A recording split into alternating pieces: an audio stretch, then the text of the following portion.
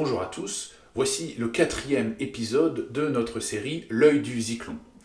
Dans cette vidéo, je vous propose de revenir sur un argument complètement bidon qui a été utilisé à plusieurs reprises par les négationnistes pour contester l'existence des chambres à gaz, la fameuse porte vitrée du crématoire numéro 1 d'Auschwitz.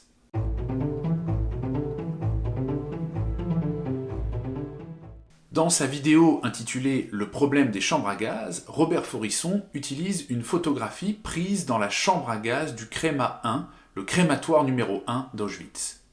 Ce bâtiment n'a pas été détruit par les SS, on peut encore le visiter aujourd'hui.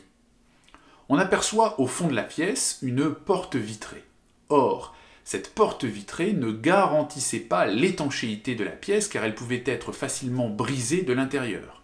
Faurisson en déduit que cette pièce n'a jamais servi de chambre à gaz. Il déclare « Si on gazait des gens là-dedans, il serait très facile de briser la vitre et le gaz s'en irait ailleurs. » Cet argument sera d'ailleurs repris par de nombreux négationnistes après Faurisson, notamment par Vincent Renoir dans une bande dessinée publiée en 2005, ainsi que par le militant d'extrême droite Alain Soral dans une image humoristique de très mauvais goût qu'il a publiée sur son site internet en 2012.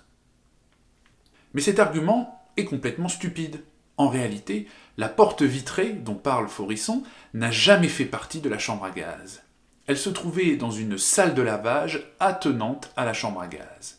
En 1944, les SS ont réaménagé le crématoire numéro 1 pour le transformer en abri anti-aérien. Ils ont alors ajouté plusieurs cloisons dans l'ancienne chambre à gaz.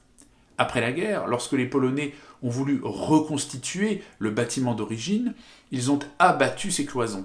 Mais dans la précipitation, ils ont détruit par erreur un mur qui était bien présent dans le bâtiment d'origine. Sur le panneau explicatif du musée d'Auschwitz, on voit bien que ce mur était présent dans le bâtiment d'origine, mais qu'il ne l'est plus dans le bâtiment actuel.